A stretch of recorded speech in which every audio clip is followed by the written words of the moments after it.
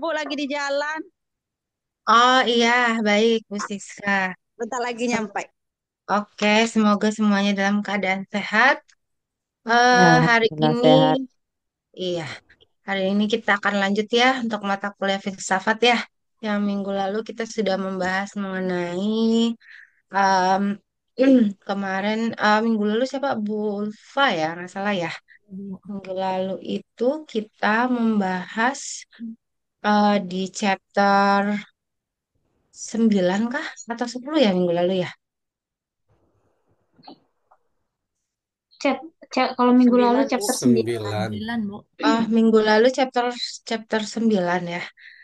Iya, Chapter 9 itu tentang ini ya, a priori ya April. dan posteriori. Oke, hari ini kita akan membahas mengenai the problem of induction. Nah, siapa minggu ini yang akan presentasi? Saya, Bu. Oh ya, oke, silakan Solah bisa memulai presentasinya. Permasalahan induksi ya, Iya, permasalahan Bu, masalah induksi. ya, Oke, silakan. teman-teman, saya izin untuk share screen ya. Tapi mohon maaf nanti kameranya tertutup otomatis. Saya juga nggak Oh, tahu kenapa seperti oh itu. ya, Jadi oke. nanti pas presentasi saya tidak terlihat. Baik-baik, Ya. silakan Bu Solah.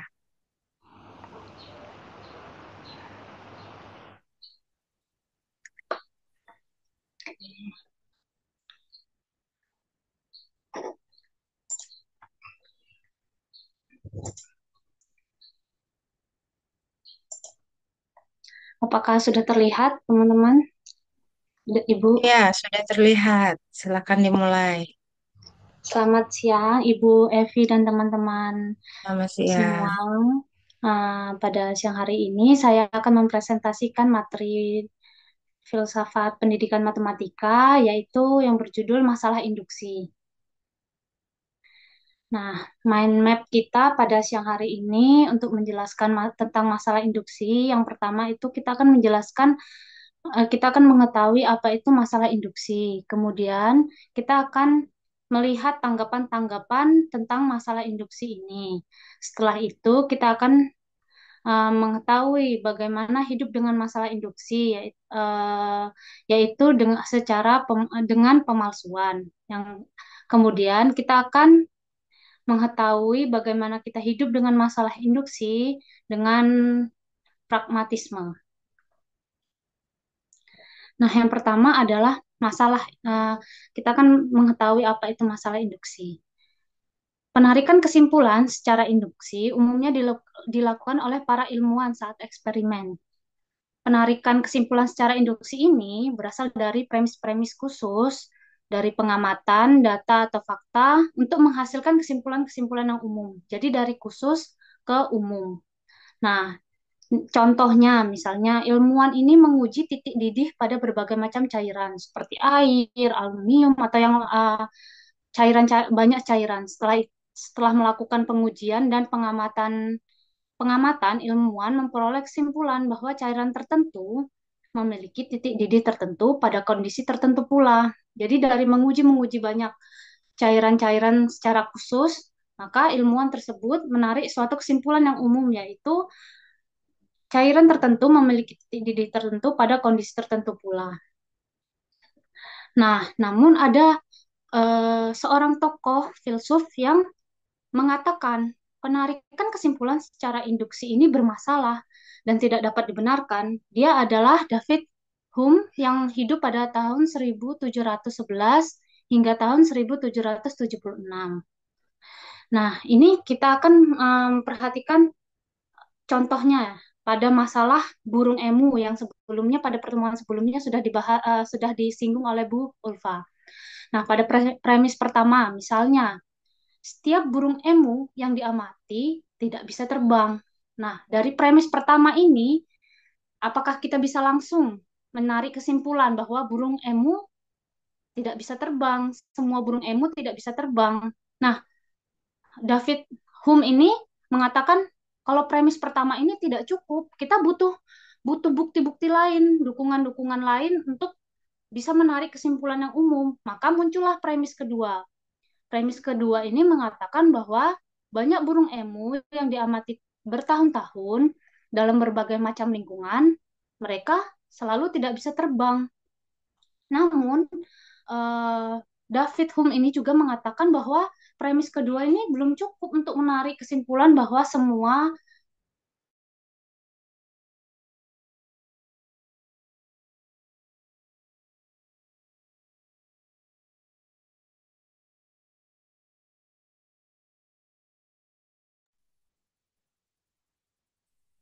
Oh, apakah terdengar suara Bu Solah? Tidak. Tidak, Bu. Oh, tidak Tidak, ya. Bu. Nampaknya Dimatikan. terlempar. Oh, iya kayaknya ini ya. Baik, kita tunggu dulu mungkin ya sekitar beberapa menit. Oh ya, ketemu.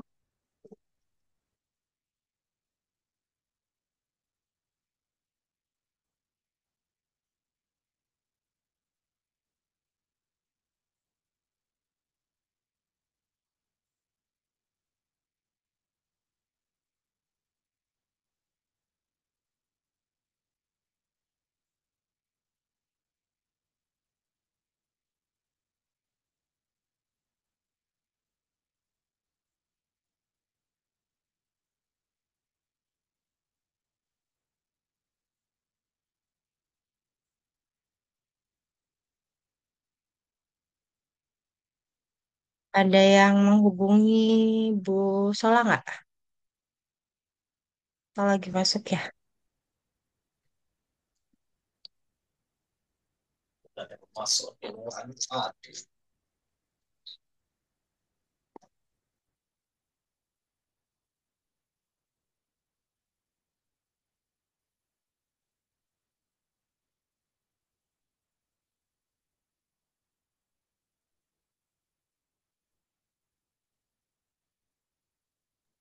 Kayaknya mati lampu mungkin, Bu ya. Soalnya WA-nya juga nggak aktif kalau di saya. Oh gitu. Checklist satu kan? Berarti memang kehilangan sinyal ya.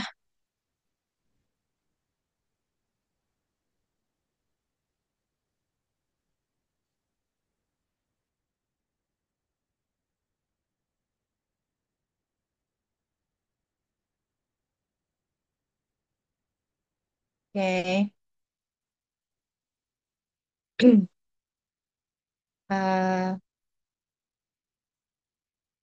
ada yang udah Sudah bahas? cek, Oh, sudah udah. checklist dua, Bu kayaknya. Oh, udah ya. Oke. Udah masuk ya. Lagi itu lagi coba masuk kayaknya. Oke.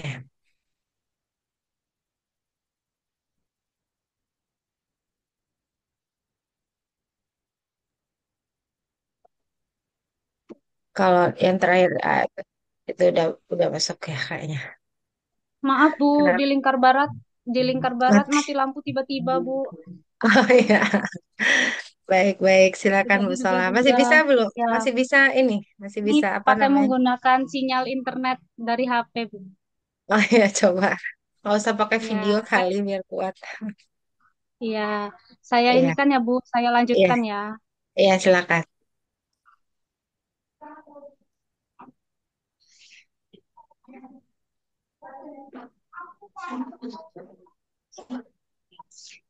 Nah, kita tadi sudah terlihat teman-teman, Bu. Iya sudah Sudah. bisa dilanjutkan. Oke. Nah, ini kita tadi sudah sampai ke premis kedua. Nah, jadi kan menurut David Hume untuk menarik kesimpulan bahwa semua burung emu tidak bisa terbang itu menggunakan satu premis itu tidak cukup. Makanya muncullah premis kedua dan muncullah premis ketiga. Maka setelah itu belum jelas. Nah, setelah premis kedua ini muncullah premis ketiga yang lebih representatif dan lebih luas untuk meyakinkan, yaitu kebiasaan burung emu telah diamati di seluruh populasi yang besar dan representatif dan mereka selalu tidak bisa terbang.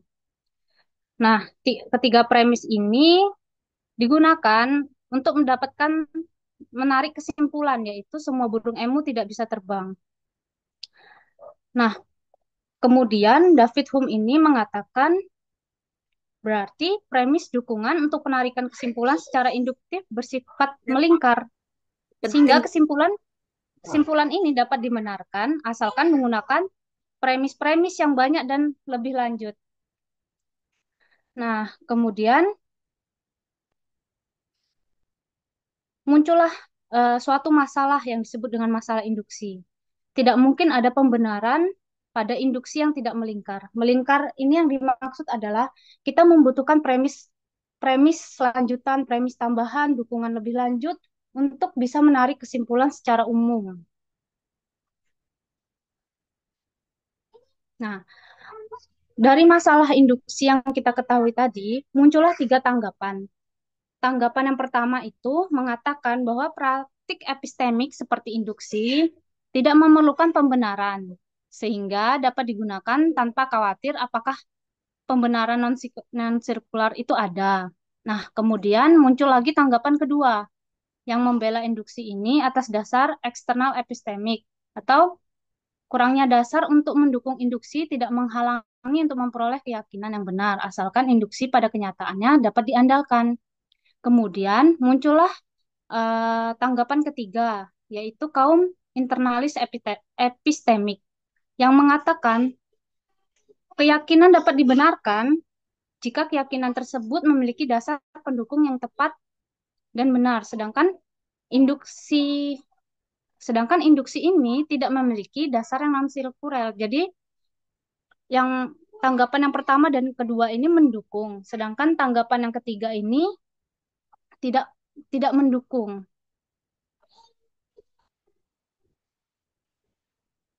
Nah, kemudian kita akan sama-sama membahas dengan bagaimana kita hidup dengan masalah induksi ini.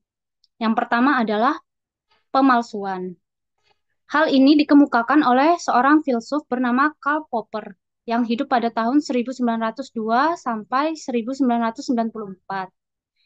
Karl Popper ini mengatakan bahwa pengetahuan itu sebenarnya diperoleh secara deduksi, bukan induksi. Popper mengklaim bahwa metodologi sains bukan membangun argumen, kemudian generalisasi secara induktif, melainkan merumuskan generalisasi, kemudian membantahnya dengan mencari contoh-contoh yang bertentangan. Sehingga yang dimaksud pemalsuan di sini adalah ilmuwan sebenarnya merumuskan hipotesis yang kemudian akan mereka coba untuk bantah. Ilmuwan ini memalsukan suatu proses yang bersifat deduktif menjadi terlihat seperti induksi. Sehingga inilah yang disebut oleh Karl Popper adalah pemalsuan. Kemudian kita bisa menarik contoh apa yang dimaksud dari fil, ilm, filsuf Karl Popper ini. Misalnya ya, ilmuwan tersebut itu menarik suatu hipotesis. Semua burung emu tidak bisa terbang. Nah, yang dilakukan oleh ilmuwan-ilmuwan itu bukan mencari bukti pendukung, melainkan mencari contoh-contoh yang membantah hipotesis tersebut. Nah, kemudian seseorang ilmuwan tersebut menemukan contoh yang bertentangan, yaitu ditemukannya burung emu yang bisa terbang. Sehingga diperoleh kesimpulan baru. Tidak semua burung emu tidak bisa terbang. Nah, sehingga kita tidak perlu khawatir bahwa induksi dapat merusak pengetahuan, karena pengetahuan tentang dunia yang berasal dari sains tidak menggunakan induksi, melainkan deduksi.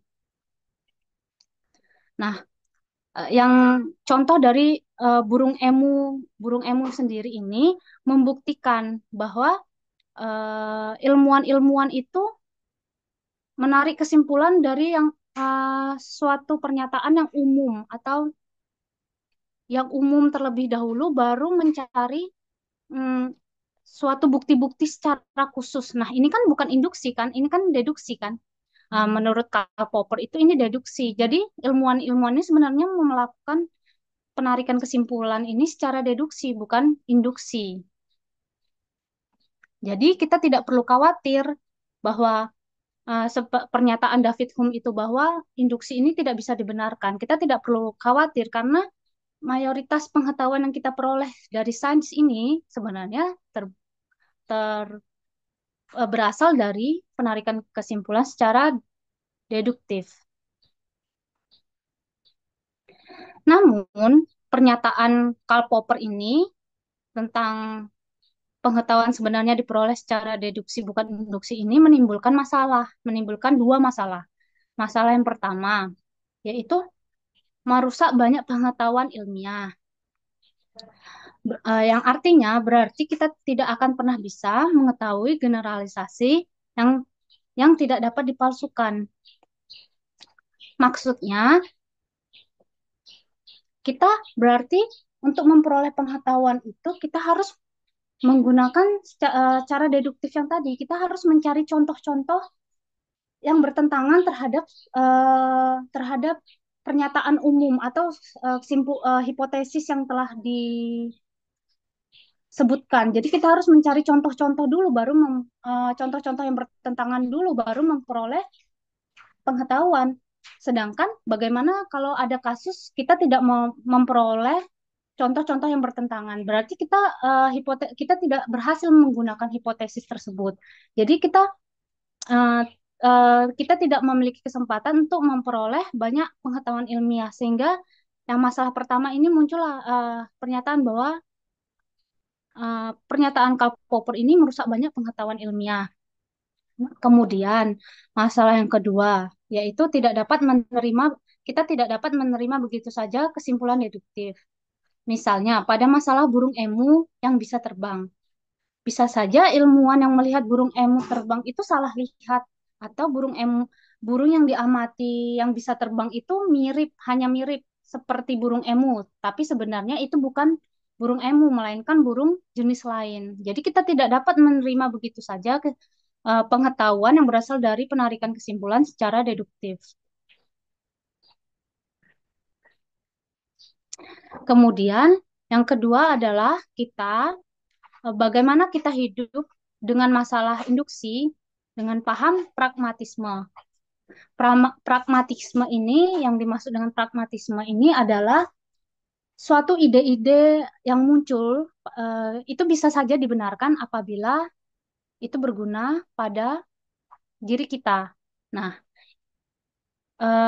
pernyataan ini dikemukakan oleh seseorang tokoh filsuf yang bernama Hans Reichenbach yang hidup pada tahun 1891 hingga tahun 1953.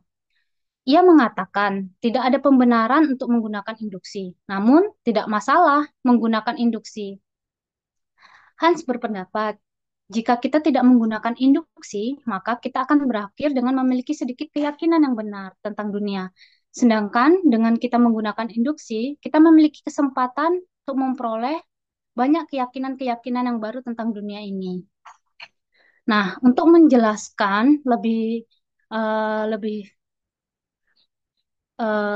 detail lagi mengenai hidup dengan induksi menggunakan paham pragmatisme ini, kita akan melihat uh, klip tentang film dokumenter yang disebutkan di buku. Sebenarnya buku itu menyarankan kita untuk menonton suatu klip film yang judulnya Touching the Void, yang menceritakan tentang dua orang pendaki gunung yang terjebak di jurang gletser.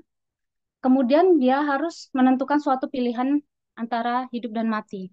Nah, teman-teman izin untuk menampilkan klip, Ibu dan teman-teman izin untuk menampilkan klipnya. Ini kurang lebih selama hampir 2 menit. Kita bisa melihat ya teman-teman, Ibu dan teman-teman, klipnya.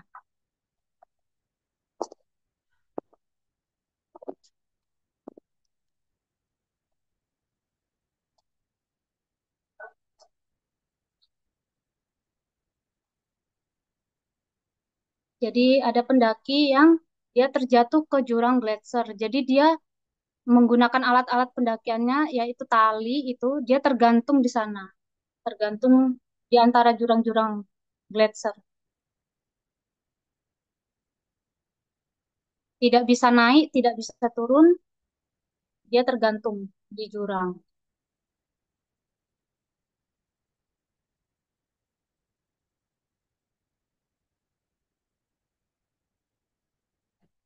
Maaf, izin mencepatkan.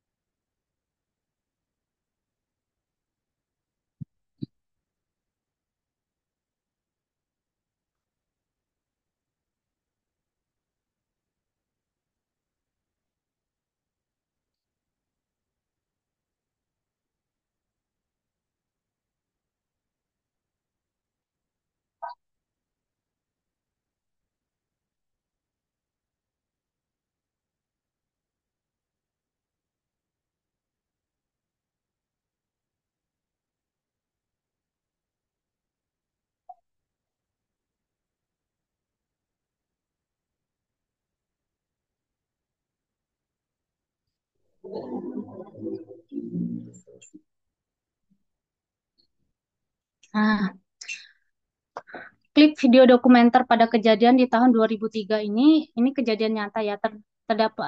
Terdapat pendaki gunung Shula Grande di Peru yang terjatuh ke dalam jurang gletser. Pilihannya hanya menunggu kematian datang sambil tergantung di tali dakiannya itu atau memutus tali yang menopangnya dengan harapan apabila setelah terjatuh dia memiliki dua kemungkinan antara terjatuh terus mati atau terjatuh tapi memiliki kesempatan untuk selamat.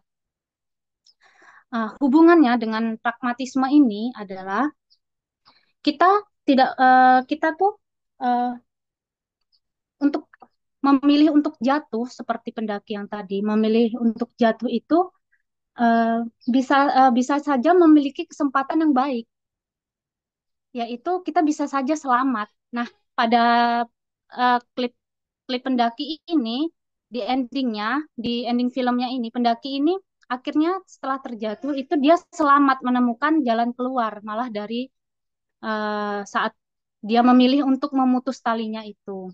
Nah, jadi kita tidak memiliki alasan untuk percaya induksi. Namun, induksi adalah cara yang paling rasional dalam menghadapi pilihan pada masalah induksi yang kita hadapi. Setidaknya, kita memiliki harapan untuk membentuk keyakinan sejati tentang dunia. Contoh lain yang ada di buku adalah misalnya seseorang sakit parah. Orang tersebut dihadapkan oleh dua pilihan, meneruskan pengobatan dengan harapan sembuh itu kecil, atau dia hanya berpasrah menunggu kematian datang padanya. Tapi seseorang itu memilih untuk tetap melanjutkan pengobatan dengan dengan kemungkinan harapan hidup itu kecil, tapi kan tetap ada harapan tersebut. Seperti itu yang dimaksud dengan pragmatisme. Nah, kemudian saya mengambil contoh masalah-masalah induksi ini dalam dunia pendidikan matematika. Misalnya, untuk membuktikan rumus pola bilangan ganjil dan pola bilangan genap, kita menggunakan metode induksi, di mana maksudnya ini di mana kita membuktikan bahwa P1, dengan mensubstitusi satu ke dalam rumus itu itu menghasilkan pernyataan yang benar. Kemudian kita menganggap bahwa dengan mensubstitusikan K ke dalam rumus itu benar. Kemudian kita membuktikan bahwa mensubstitusikan rumus tersebut ke K plus satu itu bisa menyimpulkan membuktikan dan pembuktiannya itu benar sehingga kita bisa menyimpulkan bahwa rumus pola bilangan ganjil atau genap tersebut benar. Nah, jadi langkah-langkah induksi ini sudah kita kenal sebenarnya dalam materi matematika. Nah, kemudian ada satu contoh lagi, misalnya ada suatu pernyataan, jika A bilangan komposit, maka A pangkat 3 juga merupakan bilangan komposit. Nah, kita tinggal mencari contoh-contoh yang bertentangan untuk membuktikan pernyataan tersebut benar atau tidak. Nah, itulah contoh masalah-masalah induksi yang ada dalam pendidikan matematika menurut opini saya. Terima kasih terima kasih atas perhatiannya. Apakah ada pertanyaan? Ya, baik. Terima kasih Bu Sola. Oke, ini the problem of induction. Siapa yang mau coba? Mungkin ada yang ingin ditanyakan atau ingin menanggapi dari presentasi yang sudah dilakukan oleh Bu Sola. Saya persilakan. Siapa yang pertama? Mungkin saya, Bu. Oke, silakan Bu Lina. Baik, terima kasih, Bu. Terima kasih, Bu Sola. Tampilannya sangat menarik. Padahal materinya banyak, Bu, di dalam buku, tetapi dia bisa merangkum jadi sedikit. Nah, kalau kami Oke, susah, Bu, nggak sampai ke situ pemikirannya. Oke, jadi ya. tampilannya sangat menarik. Kemudian bahasanya juga mudah dipahami. Hanya tadi ada mengenai apa tadi ya? Apa sih bahasanya tadi non sirkular gitu, nah Bu, apa tadi ya? Ada kan tadi kata-kata non sirkular dengan Ada. mana tadi ya bahasanya? Ah ya Nah, ini ini. setelah ada pemba, eh, Hmm. ada non sirkularnya kan bahasanya. Itu sirkular dengan sirkular sama rasanya, mungkin typo aja ya. Sama atau tidak Ibu Sola antara sirkular dengan sirkular? Oh, sama sebenarnya. Sama, Sama, typo Bu. saja ya. Iya, iya. Iya. Baik, yang ingin saya tanyakan, pembenaran yang non sirkular itu yang seperti apa? Kemudian contohnya apa? Itu. Karena di sini Oke, ada kata-kata ini yang pertama kan sama yang ketiga ya kalau nggak salah. Baik, terima Iya. kasih. ya. Gimana Bu Sola? Oh, iya, Silakan. baik. Saya coba untuk menjawab ya, Bu ya. Ya, Nah, nanti kita sama-sama diskusi ya. ya, Oke. uh, untuk menurut pendapat saya, kan seperti kita ketahui tadi bahwa uh, kesimpulan dapat menurut David Hume bahwa kesimpulan itu dapat dibenarkan asalkan menggunakan premis lebih lanjut bersifat melingkar atau sirkular. Jadi harus ada premis lanjutan, premis lanjutan, premis lanjutan untuk dapat dibenarkan. Nah, maksudnya non sirkular itu yang ditanyakan oleh Bu Lina itu non sirkular itu berarti tidak ada premis-premis lanjutan. Jadi kita cukup menggunakan misalnya premis satu. Setiap burung emu yang diamati tidak bisa terbang. Kemudian kita menarik kesimpulan bahwa semua burung emu tidak bisa terbang. Jadi tidak non sirkular kan dia langsung dari suatu pernyataan khusus kita em, langsung menarik kesimpulan bahwa semua burung emu tidak bisa terbang. Nah, eh, pernyataan non sirkular ini sebenarnya bisa dibenarkan asalkan premis yang pertama tadi itu bisa diandalkan atau benar-benar tepat gitu. Sedangkan masalahnya eh, kalau hanya menggunakan eh, yang non sirkular tadi kan itu sangat meragukan bagi banyak orang, pasti bermasalah seperti itu. Eh, jadi timbullah masalah induksi ini. Nah, itu menurut pendapat saya. Mungkin Bu Evi bisa lebih menambahkan atau menjelaskan lebih lengkap. Terima kasih, Lina. Iya, udah jelas ya seperti itu ya contohnya ya, sampai ini Bu Solati ya gambarannya ya yang disebut dengan sirkular makanya muncul masalah induksi kayak gitu. Berawalnya itu sebenarnya dari yang tadi yang dijelaskan sama Bu Sola tadi kayak gitu ya. Jadi ada beberapa eh, premis yang ketika diambil kesimpulan, misalnya cukup satu premis tadi misalkan dicontohkan, ternyata tidak memberi kepuasan ya kepada banyak orang untuk bisa Ya, mempercayai kesimpulan yang ditarik. Nah, kayak gitu kan ya. Makanya dia ya, eh, menambahkan lagi kayak tadi kayak contohnya tuh burung burung emu tadi ya yang iya, dilihat ternyata dia butuh satu premis lagi. Nah, premisnya itu yang memperkuat kayak gitu sampai nanti kenapa dia eh, melingkar sampai balik lagi ke ujung di akhir ya terhadap ya, kesimpulan kesimpulan. yang ingin kita ambil itu sehingga bisa dipercaya kayak gitu. Jadi divalidasi sama satu ditambah lagi premisnya untuk memvalidasi kebenaran ditambah lagi sampai nanti titiknya di ujung kayak gitu. Nah, kalau yang kalau yang non sirkular yang ditanyakan tadi udah pasti seperti itu. Tapi itu ya kayaknya agak sulit ya kalau induksi apa namanya non sirkular kayak gitu ya. Sama kayak Iya. tadi kan contoh terakhir yang Ibu Sola contohkan di dalam pembelajaran matematika, pembuktian dengan cara induksi kayak gitu ya. Jadi kalau kita percaya dulu untuk n sama dengan satu itu berlaku, kemudian dicoba lagi untuk biasanya ada tambahan ya, n plus satu misalkan kayak gitu ya. Eh, Iya. ini k plus satu ya, pada k ditambah k plus satu berlaku, maka nanti maka berlaku untuk umumnya dibentuk generalisasinya, diambil secara generalnya untuk suatu premis yang ingin kita buktikan. Nah, ketika hanya satu, misalnya kayak gitu ya, misalkan kita mau ngelihat mungkin yang paling sederhana, misalkan apa, misalnya jumlah apa, biasanya jumlah apa, rumus yang dibentuk misalkan ini saja ya bilangan ganjil kayak gitu ya. Kalau cuman satu aja bilangan ganjil, apa iya ya ini belum tahu kan ya, belum bisa kayak gitu ya kita mempercayainya. Maka kita coba untuk satu, kemudian untuk tiga ada berapa sih jumlahnya, kemudian tambah lagi lima ada berapa kayak gitu sampai akhirnya nanti kita mencoba untuk n-1 dulu untuk n kayak gitu ya. Nanti didapat tetap pada n-1 atau pada eh, kalau di sini di K plus satu kayak gitu ngambil titiknya ya. Nah, itu juga. Nah, di integral pun mungkin ada ya kita membuktikan atau ingin mencari luas daerah kayak gitu kan dengan induksi kan ya. Ketika ya udah dipartisikan satu, udah dapat luasnya tapi tidak tidak apa namanya?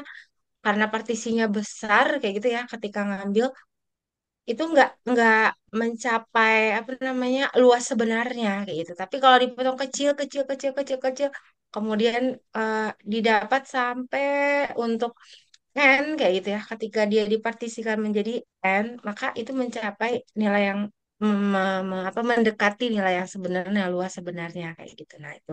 Jadi kalau yang disebut dengan non sirkular, contohnya apa yang bisa hanya dengan satu premis terus kita bisa percaya hasilnya kayak gitu. Paling yang Hmm. kita sebut dengan yang paling sering kita temui kayak gitu kan ya. Jadi misalkan ada premis apa premisnya misalkan eh, orang yang memiliki jenggot kayak gitu kan adalah laki-laki. Jadi setiap laki-laki punya jenggot. Jadi yang memang langsung bisa dipercaya langsung kayak gitu itu yang tidak butuh apa namanya uh, sirkular tadi kayak gitu. Tetapi kalau di matematika ada nggak ya yang misalkan kita hanya cukup dengan satu premis aja kita sudah bisa yakin kan kebenarannya kayak gitu. Kalau ini kan contohnya yang ini ya Bu Sola ya induksi ya jadinya ya. Iya, Ini dengan cara iya. induksi ya. Kalau yang non Nah, sirkular itu apa? Non kalau sirkular.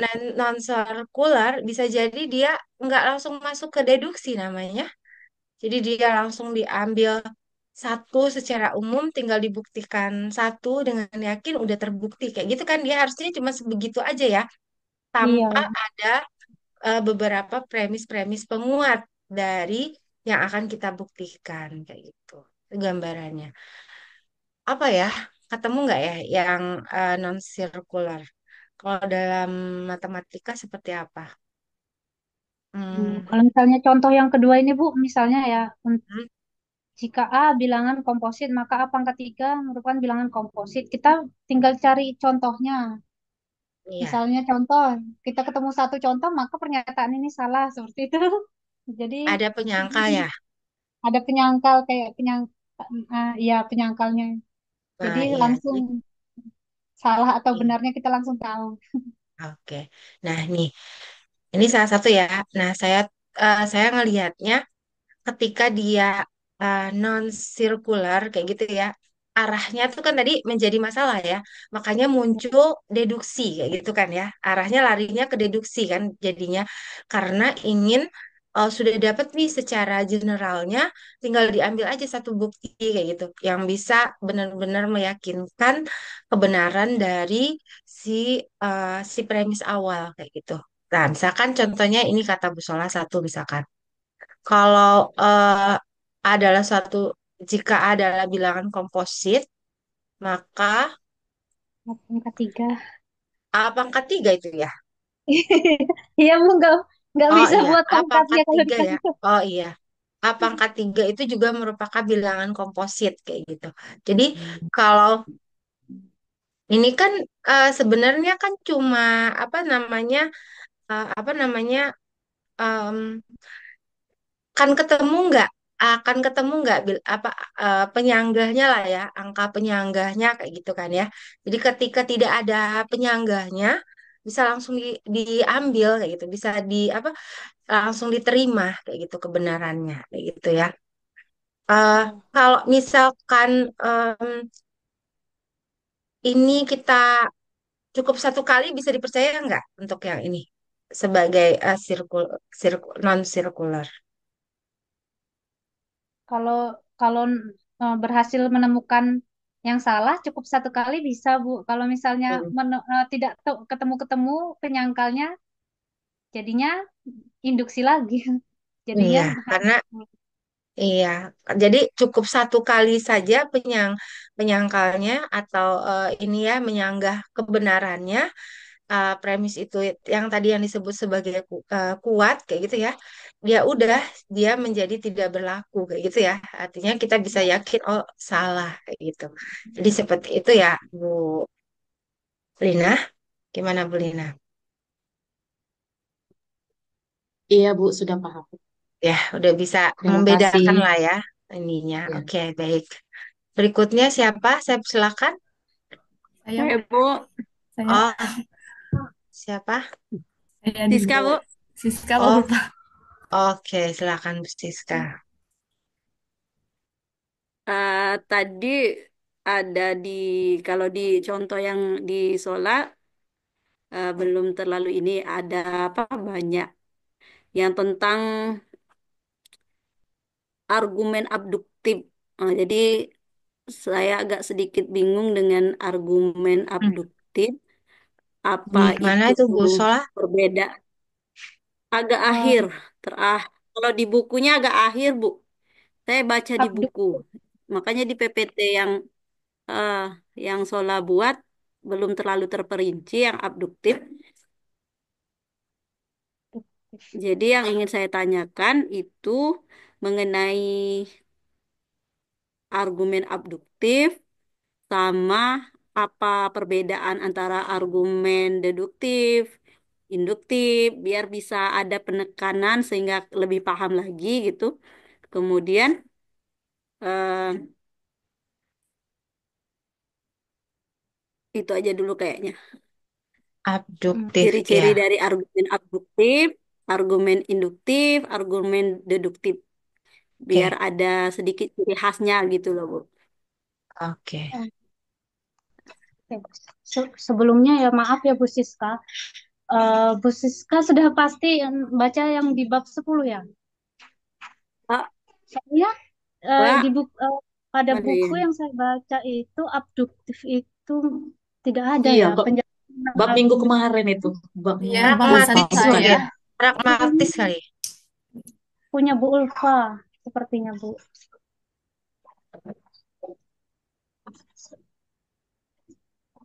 Induksi.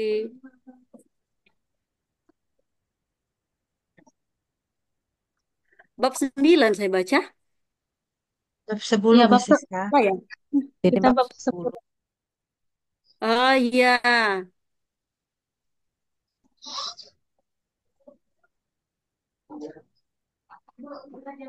Oke. Ya, tapi mungkin nggak apa-apa bisa bisa Ah, coba saya bantu. ini dulu. Ya. Karena memang ada kan kemarin itu. Iya. Sebenarnya kalau yang abduktif tuh saya belum ya, tapi coba saya jelaskan yang saya pahami tentang induksi sama deduktif dulu. Iya. Kalau deduksi dan induksi itu, kalau induksi kan itu penarikan kesimpulan atau cara memperoleh suatu pengetahuan yang dimulai dari suatu pernyataan-pernyataan khusus, kemudian kita menarik kesimpulan secara umum. Itu yang dinamakan induksi. Induksi. Sedangkan deduksi Deduksi itu adalah proses memperoleh pengetahuan dari suatu penarikan kesimpulan dari sesuatu yang bersifat umum, pernyataan umum ke pernyataan-pernyataan Terus. khusus.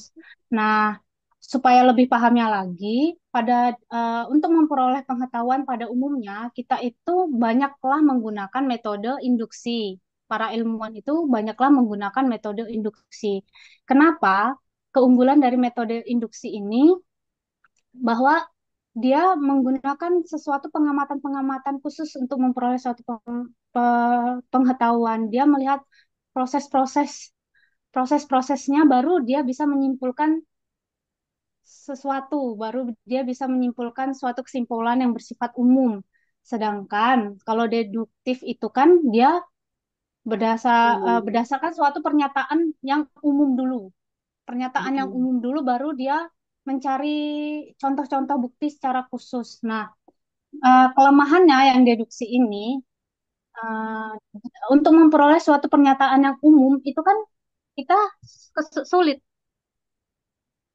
Kita kan sulit. Maksudnya untuk menemukan suatu pernyataan yang umum itu kan berarti kita memerlukan penelitian induksi dulu baru kita dapat memperoleh pernyataan umum. Jadi kalau deduksi itu kita membuktikan premis-premis, membuktikan suatu kesimpulan yang bersifat umum baru ke khusus.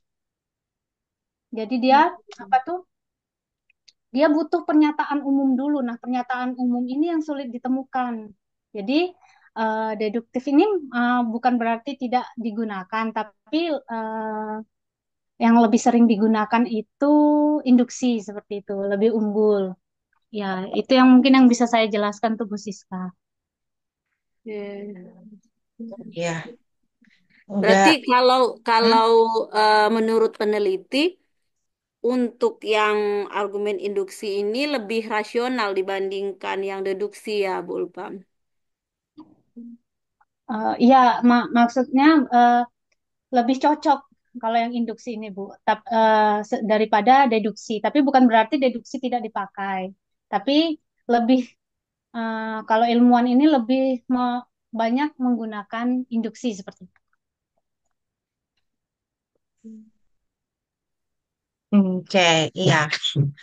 Jadi sebenarnya untuk mendapatkan eh, apa dengan cara deduksi kayak gitu ya. Nah, seseorang itu berproses dengan cara induktif. Kayak gitu kan ya, ya Bu Sola ya, yang bisa Iya, diambil ya. Jadi eh, secara tidak sadar lah, ya, secara tidak langsung kita berproses dulu dengan menggunakan induktif kayak gitu ya, untuk untuk mendapatkan proses deduktif itu kayak gitu. Jadi kalau tadi tadi yang disampaikan tadi eh, bahwa apa namanya em, induktif kayak gitu ya. eh, Induksi itu bergeraknya tuh mulai dari fakta-fakta dulu kayak gitu ya. Jadi bergeraknya tuh mulai dari fakta, kemudian kasus-kasus khusus kayak gitu ya. Nah, dari sana baru nantinya bisa membentuk suatu eh, generalisasi, membentuk suatu eh, apa ya kesimpulan yang bisa berlaku secara umum kayak gitu. Nah, itu ya, itu bedanya antara induksi dan deduksi kayak gitu. Sebenarnya dalam dalam pembelajaran kita di matematika kayak gitu ya. Mungkin ada beberapa bagian itu secara tidak langsung tuh kita sebagai guru tuh menggunakan deduksi kayak gitu ya. Hanya saja kan kalau siswa ngelihatnya kita berproses dengan menggunakan induksi kayak gitu kan ya. Salah satunya kemarin pernah kita contohkan ya untuk mencari nilai V.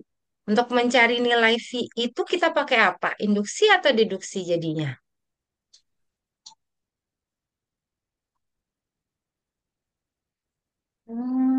mencari nilai.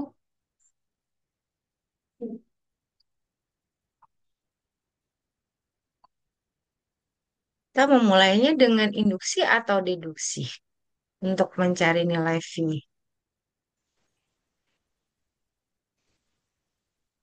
Induksi ya. Induksi. Induksi ya. Kalau Iya. kita sebagai guru, kita kan sudah tahu ya nilainya, kayak gitu kan ya. Iya. 22/7, 3,14 kayak gitu ya. Kita berprosesnya itu kan ingin membuktikan nilai itu kayak gitu ya. Nah, kalau dari siswa dia mulainya dengan menggunakan induksi kayak gitu kan ya. Bekerjanya kan mulai dari kasus, kasus, fakta, fakta kayak gitu ya. Membentuk satu bukti, bukti, bukti baru diumumkan kayak gitu kan ya. Dapatlah secara umum kayak gitu. Kalau kita kan bukan benar-benar menemukan ya. Artinya kita melakukan penemuan ulang gitu ya terhadap nilai V yang sudah ditemukan oleh ahli terdahulu kayak gitu kan. Jadi kita hanya membuktikan kebenaran dari nilai V itu benar nggak dia 3,14, benar nggak dia tuh bisa dinyatakan dalam bentuk 22/7 misalkan kayak gitu ya hasil angkanya kayak gitu. Nah, itu ke siswa kita mulainya dari induksi kan ke anaknya kayak gitu. Iya. Ya, dan adakah eh, proses berpikir deduksi dimulai? Adakah proses berpikir deduksi berpikir dengan deduksi ada nggak masuk di kegiatan menemukan nilai V itu? Hmm. Nilai V itu kita temukan lewat apa? Rumus apa? Wah, apa ya? Keliling kan? Keliling lingkaran nggak? 3,14. Iya, keliling Eh, lingkaran Benar. iya. Nah, dibagi keliling lingkaran. diameter. Iya, keliling lingkar. Jadi kita mengukur berapa panjang keliling lingkaran. Jadi pakai apa namanya? Pakai benang misalkan. Itu ya Ya, berbagai macam bentuk-bentuk lingkaran yang ada ukuran kecil, besar, ada yang sedang, ada yang apa kayak gitu kan ya. Nah, di sana kan ada proses deduksi kan yang kita pakai. Yaitu kita langsung percaya bahwa keliling lingkaran itu apa? 2VR gitu kan ya. Nah, itu langsung kita pakai kayak gitu kan ya. Jadi Oke. ada beberapa Ya. apa namanya? eh, apa ya? Fakta-fakta yang secara tidak langsung itu kita juga menggunakan apa namanya? Deduksi bentuk generalisasinya yang secara umum tuh yang sudah berlaku secara umum kayak gitu bisa kita pakai. Nah, tetapi untuk membuktikan nilai V-nya itu kita menggunakan proses induksi kayak gitu kan ya Iya. dari lewat beberapa bentuk kasus lingkaran tadi kayak gitu. Maka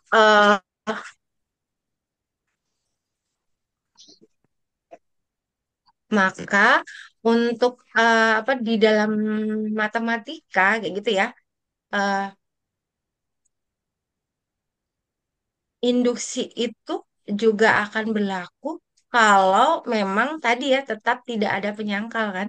Kalau ada saja satu yang eh, apa ya tidak memenuhi kayak gitu ketentuan dari induksi, ada beberapa fakta yang menyangkal atau menyanggah dari kebenarannya, maka dia tidak berlaku, langsung berhenti saat itu kayak gitu kan ya. Jadi eh, mungkin bisa cari sejarah tentang apa namanya ya bilangan prima terbesar kayak gitu. Coba searching bilangan prima terbesar sekarang ini yang terakhir kali itu ditemukan oleh siapa begitu kan ya. Nah, misalnya si A menemukan bilangan prima terbesar tuh ini angkanya kayak gitu. Dik- Nanti kalau suatu saat nanti ada lagi yang menemukan bilangan prima terbesar tuh lebih dari itu angkanya kayak gitu yang terakhir ditemukan sekarang, maka itu menjadi penyanggah. Maka dia berkembang lagi kayak gitu ya. Jadi itu tidak langsung bisa diterima secara umum bentuk pemikiran deduksinya kayak gitu. Jadi kita tahu bilangan prima terbesar. Coba searching ya. Terakhir terakhir ini ada yang menemukan bilangan prima terbesar. Hmm, ada. Tahun Sebenarnya tugas matik. 2014 Kenapa? Oktober Keduran. itu Keduran apa itu? ditemukan oleh Luke Duran. Keduran. Luke Duran Seorang dengan peneliti Lukeduran. digit amatir dan mantan karyawan ya.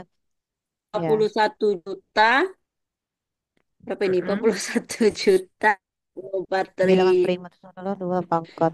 24.320 digit. Oh, Bu, banyaknya.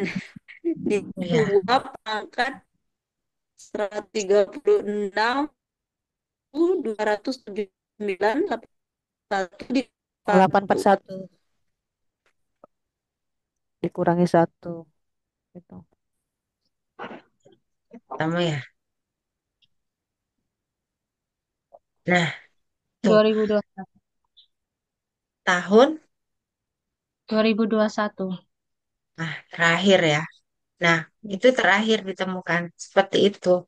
Nah, ini yang kita akui aja sekarang kita ketemunya begini kayak gitu ya. Nanti kalau ada yang menemukan lagi kayak gitu ya, bilangan prima ini, nah itu sebagai penyangga. Sedangkan mereka untuk menemukan bilangan terbesar ini kan lewat induktif ya, induksi ya. Kecil, Oke cari, deh. cari, cari, cari, cari kasusnya terus kayak gitu ya. Nah, udah sekarang kita ketemu ini. Nah, ini adalah bilangan prima terbesar untuk saat ini kayak gitu. Kan ada penyangganya itu maka dia tidak berlaku lagi kayak gitu. Jadi eh, secara deduktif ini informasi yang kita dapat kayak gitu ya. Tinggal mencari penyangga. Ketika ada penyangganya maka ini menjadi tidak berlaku lagi. Tetapi untuk membuktikan eh, informasi ini para ilmuwan pasti mencacah dari awal ya. Dari awal secara fakta, secara satu-satu itu ya, mereka menemukan bilangan prima terbesar. Oke. Siapa penemunya? Bukan orang Unip ya? Saya pikir ada. Look, sorry. Teluk Duran. Beneran ya. Oke. Oke, Teluk karena Duran. kemarin itu ada profesor dari Universitas Bengkulu ini, Prof. Mudin itu menyelidiki tentang bilangan prima ini, kayak gitu ya.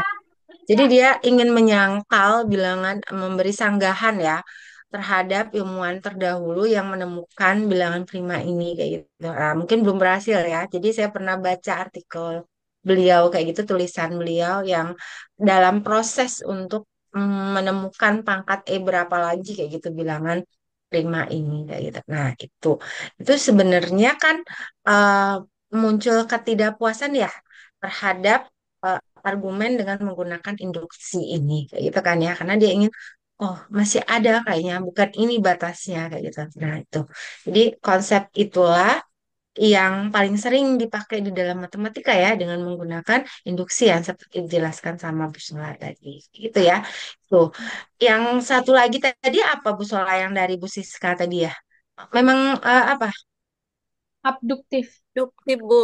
Abduktif tuh minggu yang lalu. oh abduktif yang ada sekarang ini pragmatis ya nggak salah tadi ya istilahnya In- ya. Oh, pragmatisme ya, Bu. Induksi pragmatis. Nah, ya, yang ada itu pragmatis. Kalau pragmatis apa, Bu Solah? Kalau pragmatis itu tadi saya sempat mencari tahu, pragmatis itu suatu pengetahuan yang berasal dari ide-ide Mhm, yang muncul dalam diri kita itu bisa saja dibenarkan mhm, apabila ide-ide tersebut berguna bagi kita. Misalnya kayak yang tadi Bu Pendaki itu kan muncul ide, apakah saya potong aja, siapa tahu saya bisa selamat, potong saja talinya, siapa tahu jatuh bisa selamat seperti itu Bu. Jadi ternyata setelah ide memotong talinya untuk jatuh itu bisa menyelamatkan dia, jadi dia jadi menemukan celah untuk bisa keluar dari jurang Gletser itu. Seperti itu. oke. Iya. Jadi uh, apa namanya? uh, ke dirinya ya, ke diri sendiri ya pembuktiannya ya. Pembuktiannya lebih kepada diri sendiri ya kalau pragmatis ya, Hmm. yang mungkin uh, dihasilkan dari apa sih namanya? Mungkin akan memberikan hasil atau manfaat Kayak secara tidak praktis kayak diangkat-angkat. gitu ya Sama terhadap daya sesuatu itu. Oke, itu yang pragmatis kayak gitu ya. narik. Em, mungkin secara tidak langsung ya kita dalam berproses dalam pembelajaran matematika tuh mungkin ada aja kita menggunakan induksi induksi pragmatis ini kayak gitu ya. Jadi eh, walaupun sebenarnya bisa jadi sih soalnya itu didesain dengan banyak jawaban kayak gitu ya, kemungkinan-kemungkinan solusi kayak gitu kan ya. Jadi tidak monoton satu solusi kayak gitu. Jadi ada siswa mungkin yang berpikir ya udah saya gunakan barisan, rumus jumlah deret. Ya udah saya mau mencacah dengan menggunakan pola gitu ya. Eh, Tapi kan apa namanya kadang-kadang muncul ide-ide lain nih dari siswa secara secara praktis, secara lain dia nemuin biasanya kalau di dalam matematika sih eh dalam apa penemuan di matematika tuh sering disebut dengan cara heuristik ya. Tapi kalau di sini mungkin terkategori ke dalam dalam bentuk pragmatis karena dia apa namanya memberikan apa tadi kalimat dari Bu Sola tadi kalau pragmatis itu ya kalimatnya, kata Memberikan kalimatnya. manfaat, memberikan manfaat atau berguna bagi kita. Oh Jadi iya, bisa di hmm, hmm, hmm. Hmm, apa ya, memberi Ketika hasil ada untuk ide diri dan ya, untuk diri sendiri iya, kayak gitu ya, Bu Sola ya. iya Bu, Jadi lebih memberikan kepada, ya, memberi, apa sih kalimatnya ya, sesuatu yang, pembuktiannya itu untuk diri sendiri lah, lebih kepada ke sana ya, pembuktiannya itu untuk diri sendiri, yang mungkin nanti akan memberi manfaat secara praktis. Salah satu contohnya tadi kan ya, eh, secara umum seperti itu. Nah, kalau di dalam matematika mungkin seperti itu tadi ya. Jadi ada walaupun sebenarnya didesain dengan banyak konsep, tapi secara tidak langsung nanti ada siswa yang memberikan solusi dengan cara heuristik atau cara yang mungkin dia menggabungkan dua konsep menjadi satu jadi seperti ini atau dia menggunakan eh, teori yang sebenarnya sedang tidak dipelajari saat ini kayak gitu. Misalkan kita belajar tentang barisan dan deret kayak gitu. Atau kita belajar tentang jumlah deret aritmatika kayak gitu ya. Nah, kita kan fokusnya diselesaikan dengan menggunakan deret aritmatika. Ternyata siswanya punya cara sendiri untuk menyelesaikan. Saya tidak menggunakan deret, rumus deret. Saya tidak akan mencoba menggunakan pola kayak gitu. Tapi saya kayaknya ini solusi bisa diselesaikan deh dengan menggunakan apa namanya konsep permutasi misalkan kayak gitu. Muncul idenya seperti itu. Padahal kita tidak sedang belajar tentang itu. Nah, itu solusi yang mungkin muncul dalam proses berpikir matematis itu bisa dimasuk ke dalam bentuk pragmatis. Jadi dia akan memberikan bukti kepada dirinya sendiri yang akan memberi manfaat secara praktis kayak itu. Ternyata benar nih apa namanya kasusnya seperti itu. Misalkan contohnya seperti ini ya. Saya pernah mengalami contoh, misalkan ada soal begini. Eh, kalau kalau kalau ulang tahun ya, kalau ulang tahun yang ketiga, ulang tahun yang keempat, maka dia akan mendapat 4 lilin, kayak gitu ya. Ada 4 lilin ulang tahun, kayak gitu. Nah, di setiap 4 lilin kue ulang tahun itu, maka akan terbentuk 1, 2, 3, 4, 5, 6. Akan terbentuk 6 garis, kayak gitu ya. Jadi terbayang nggak kalimatnya? Jadi ada anak kalau di hari ulang tahunnya yang keenam dia akan di hari ulang tahunnya yang keempat dia akan didapatkan kue ulang tahun dengan lilinnya sebanyak 4 lilin karena ulang tahun yang keempat.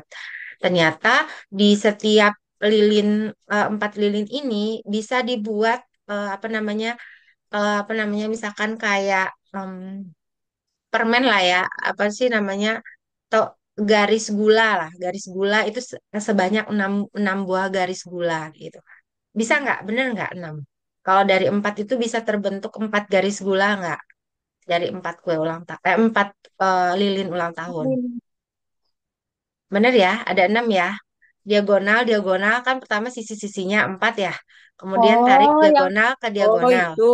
kayak silang-silang itu ya Bu ya.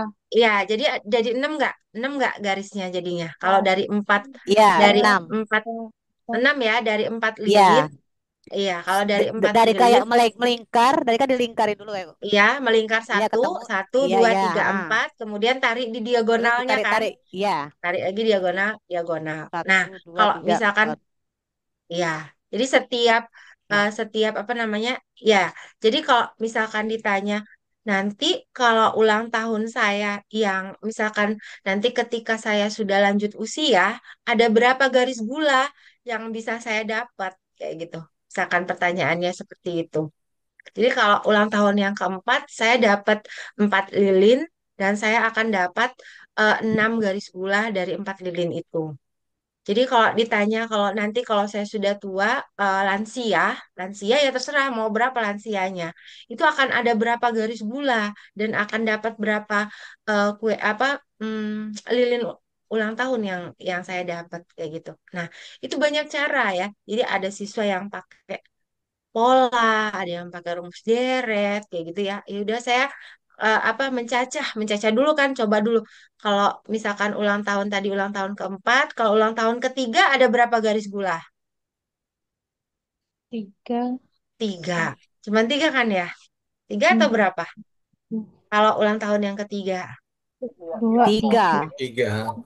Tiga. Tiga. Iya. Ya.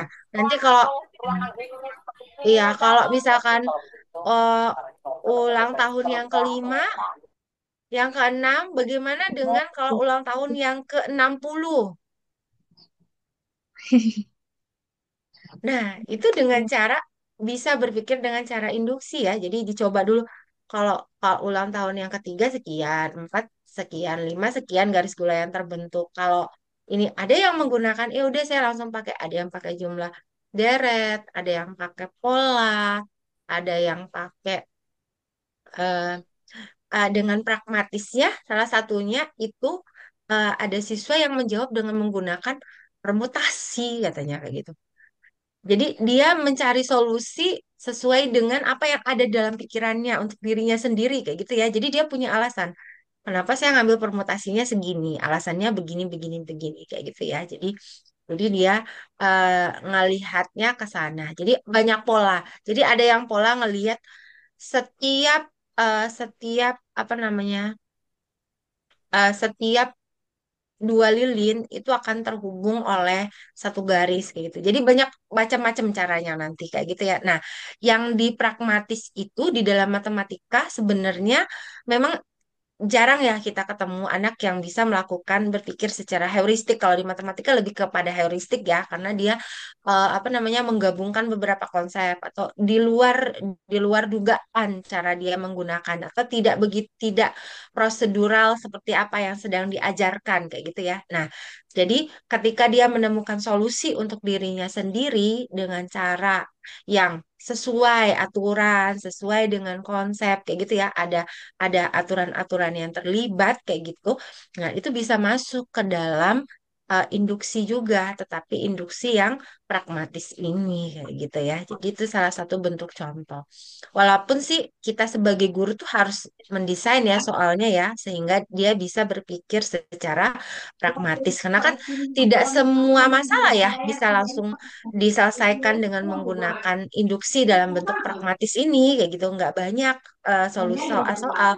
Jadi kalau ada soal yang hanya memang cuma satu penyelesaiannya kayak gitu ya dengan cara induksi pun mungkin ini nggak perlu induksi kayak gitu ya. Nah, itu perlu perlu apa namanya kreatif ya dalam membentuk siswa sehingga eh, bisa muncul pragmatis atau paling kalau di matematika tuh yang lebih lebih dikenal dengan heuristik lah ya, menggabungkan beberapa konsep yang secara tidak di luar prosedur yang sedang diajarkan gitu. Nah, itu beberapa masalah-masalahnya ya. Mungkin itu ya di eh, pragmatis menitik beratkannya. Contohnya apa tadi Bu Solah untuk pragmatis ini? Yang tadi ya, yang orang itu tadi ya, yang klip video tadi ya. Iya, Bu. Atau Iya. yang kalau orang yang sakit parah Mm-mm. pilih siapa tahu dengan pilih untuk ada dua pilihan mau pasrah atau mau Mati. melanjutkan pengobatan. Oh Melanjutkan iya, pengobatan. iya. Jadi ke sana ya, pragmatis itu lebih ke sana bentuknya. Jadi eh, memberi dampak, memberi manfaat, memberi apa ya, memberi pembuktian kepada diri kayak gitu ya, kepada diri sendiri tentang suatu kebenaran ya, sehingga dapat bermanfaat secara praktis kayak gitu ya dalam penyelesaian suatu masalah. Oke, itu ya Bu Siska ya. Berikutnya siapa? Ya, Masih Bu. ada? Saya Bu. Oh, Bu Ulfa, silakan.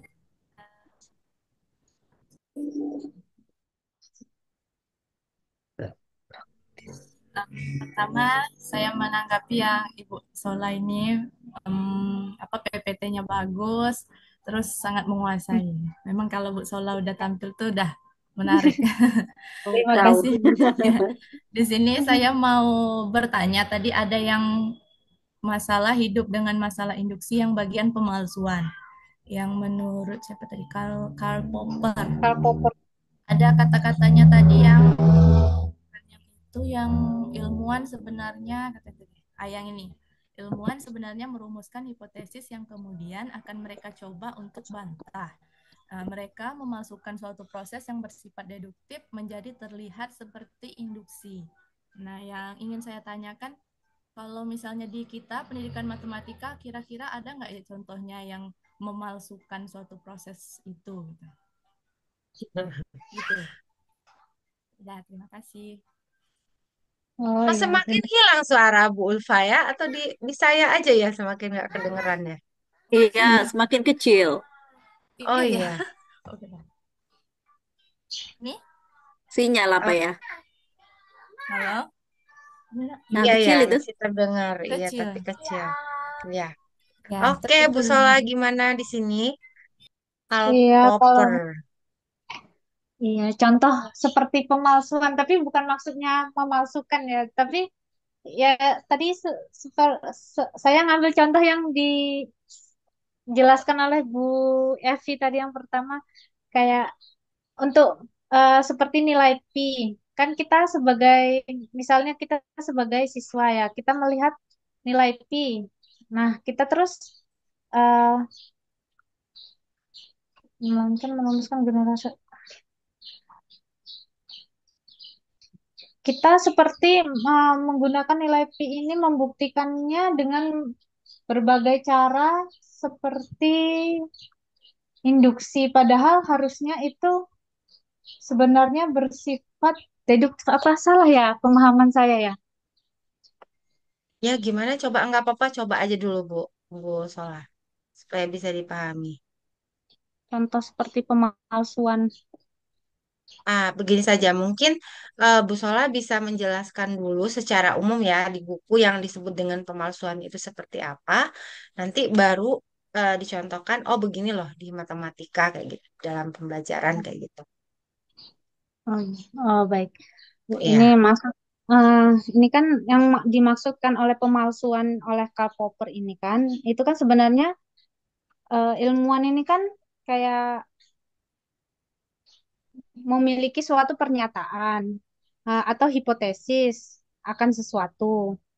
Nah, tapi seperti contoh ini tadi, punya pernyataan yang umum, burung emu tidak bisa terbang.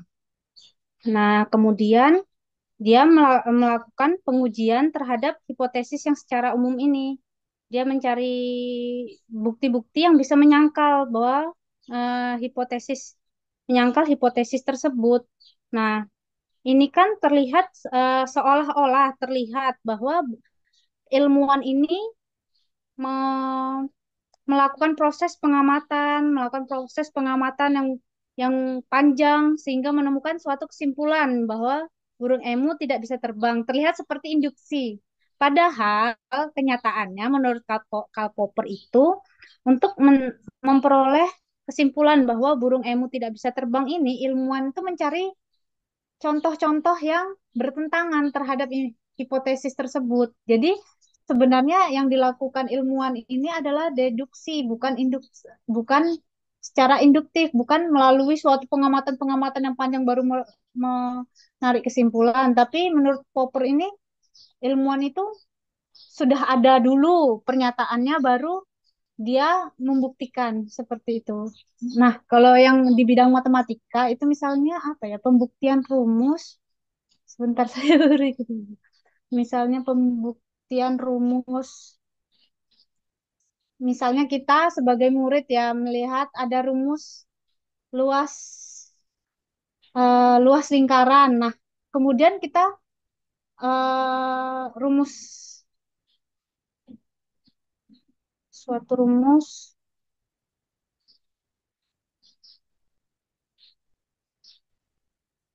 Hmm, padahal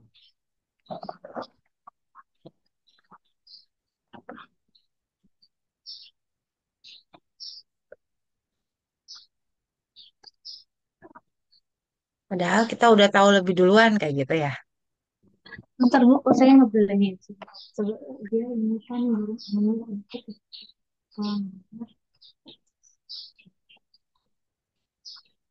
pada oh nah,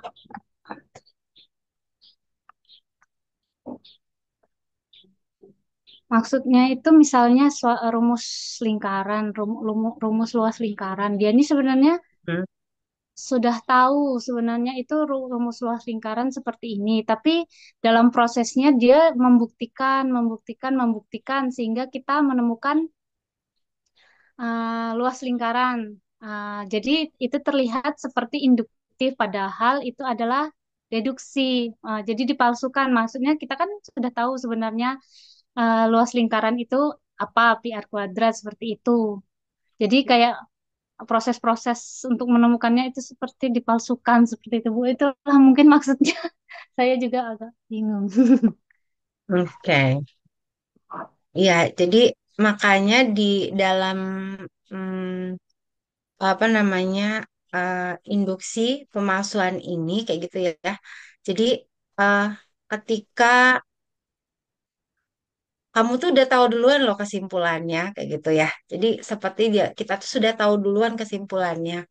Tetapi kita mulai merujuk dari fakta dari awal lagi kayak gitu. Diambil satu kasus, dua kasus, tiga kasus, empat kasus kayak gitu ya. Atau sampai berapapun. Sebenarnya kita sudah tahu secara generalnya apa kesimpulan yang harus kita sampaikan kayak gitu. Tapi kita merujuknya dengan menggunakan induksi kayak gitu ya. Jadi eh, kenapa dia disebut pemalsuan?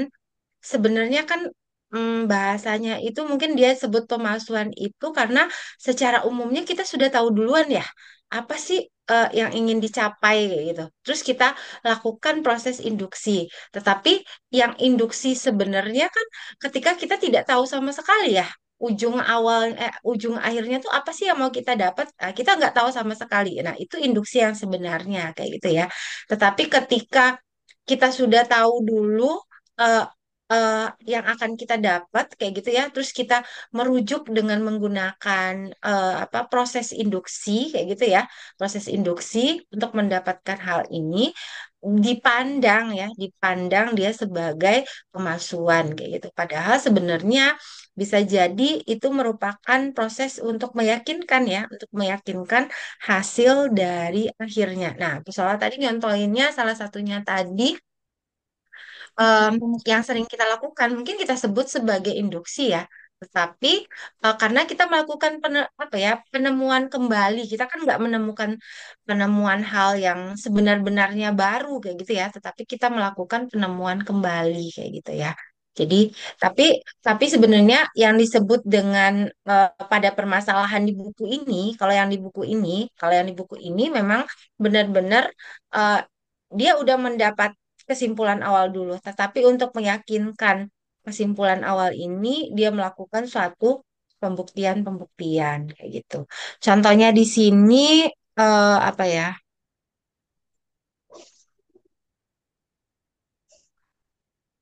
eh, Memasukkan suatu proses yang bersifat deduktif menjadi terlihat seperti induktif kayak gitu ya. Jadi sebenarnya itu adalah deduktif kayak gitu, tetapi dirujuknya dari awal gitu. Gitu gambarannya ya Bu Ulfa ya. Kalau di dalam matematika seperti tadi, seperti mencari nilai V, kemudian misalkan mencari rumus luas. Tapi kalau rumus luas segitiga ya, kalau rumus luas lingkaran, sorry, rumus luas lingkaran kayak gitu. eh, Kan awalnya memang kita mencari rumus luas lingkaran itu bisa dengan menggunakan apa proses induksi ya. Jadi ketika anaknya memotong juring-juring, juring-juringnya dipotong jadi juring-juring.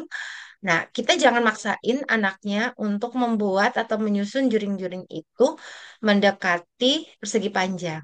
Jadi biarkan saja. Silakan dieksplor mau menyusun dengan bentuk seperti apa bangun datarnya kayak gitu. Bisa ada anak yang karena dia sudah belajar tentang segitiga, jajar genjang, trapesium, kayak gitu ya. Jadi ada nanti siswanya yang menyusun, saya bisa dapat dengan pakai jajar genjang, saya bisa susun dengan bentuk segitiga, saya bisa dapat dengan menggunakan bentuk apa namanya trapesium, kayak gitu ya. Nah, itu proses induksi yang dilakukan oleh siswa. Tapi kalau dia menjadi apa namanya menjadi sesuatu yang menjadi palsu itu ketika kita arahkan susun ya dalam bentuk persegi panjang kayak gitu kan. Nah, itu kan nggak ada proses proses induksi yang dilakukan oleh siswa kayak gitu karena kita sudah mengarahkan. Tapi kalau kita tidak mengarahkan ketika menemukan luas lingkaran, anaknya bisa nyusun macam-macam ya dapat karena dia sudah belajar. Saya sudah belajar rumus luas jajar genjang, sudah belajar rumus trapesium, sudah belajar juga rumus luas segitiga. Nah, yang di akhirnya nanti lewat lewat rumus-rumus bangun-bangun datar itu dia menemukan rumus luas dari segitiga kayak gitu. Itu bisa kita sebut sebagai sebenarnya dia melakukan induksi karena kita tidak arahkan. Pokoknya silakan disusun dengan membentuk suatu bangun datar gitu. Karena dia sudah banyak belajar bangun datar. Terserah mau buat apa aja bangun datarnya. Nah, nanti baru ada proses gimana caranya muncul ini karena kita udah tahu semua rumus luasnya nanti dia baru menghubungkan antara jari-jarinya kelilingnya seperti apa terhadap bangun datar baru yang dibentuknya kayak gitu ya. Jadi itu proses induksi kayak gitu ya yang sebenarnya mungkin bisa dilakukan tapi menjadi palsu itu ketika kita arahkan kayak gitu ya. Jadi kita arahkan kita ya udah susun dah menjadi ini kayak gitu kan.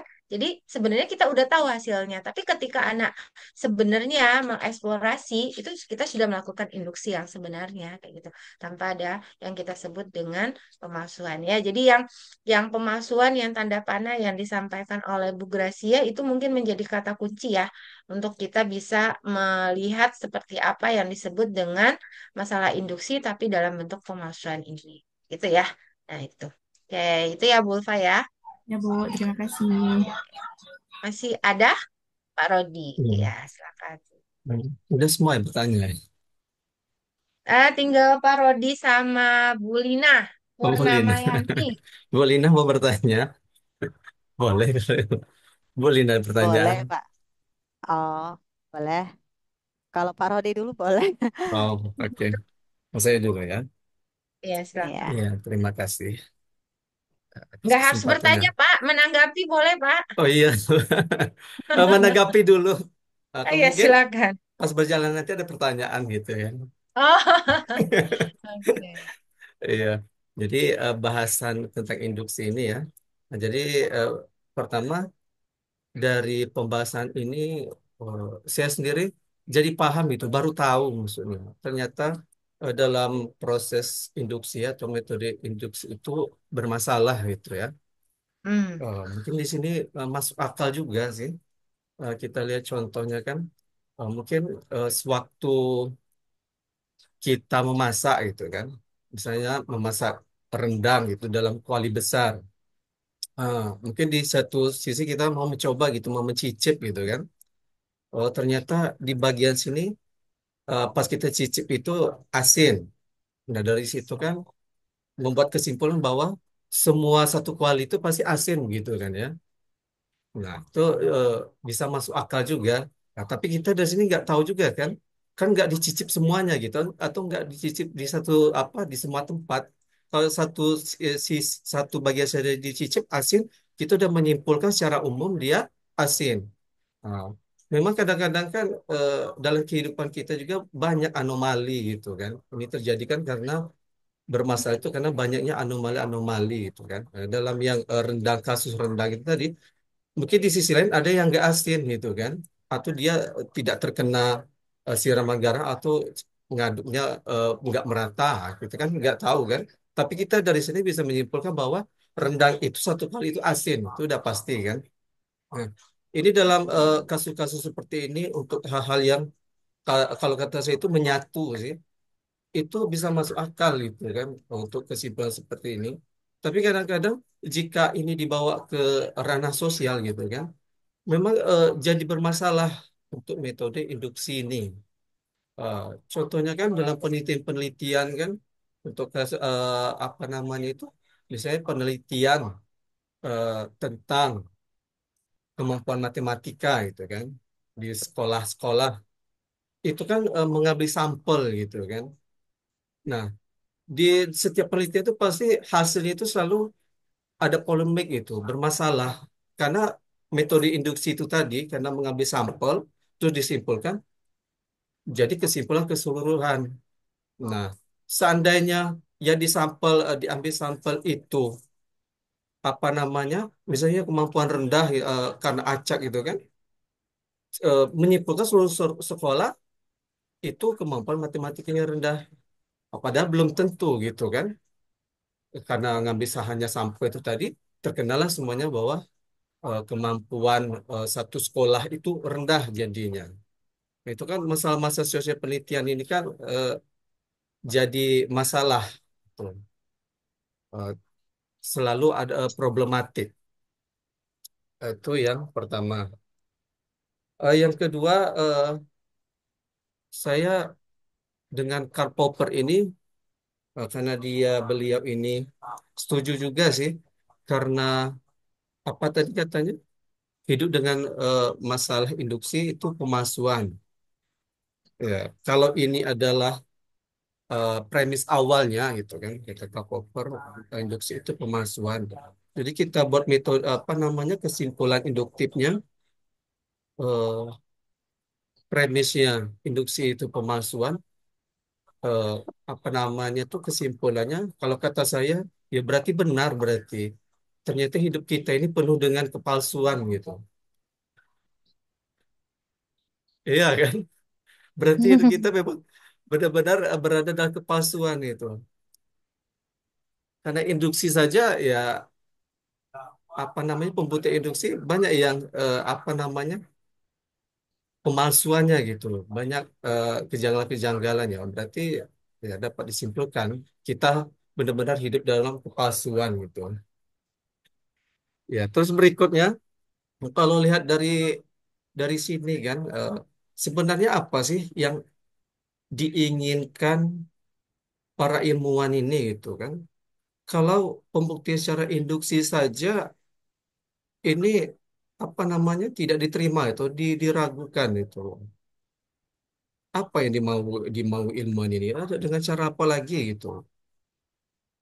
Kalau cara deduksi itu, ya itu tadi kalau dengan cara deduksi memang alangkah repotnya gitu kan, kita menyimpulkan secara umum dulu, masa misalnya untuk mengetahui apa tadi burung itu semuanya bisa terbang gitu kan, dicari di seluruh dunia burung itu harus bisa terbang dulu baru menyimpulkan ke induktif, apa namanya ke khusus gitu kan, kan repot juga gitu kan. Terus berikutnya, ya kalau dengan induktif ini dengan satu percobaan saja itu satu dua nggak cukup gitu kan. Ya, jadi harus berapa banyak gitu percobaan-percobaan yang harus dilakukan atau pembuktian-pembuktian agar apa namanya itu hipotesis itu menjadi benar gitu. Begitu.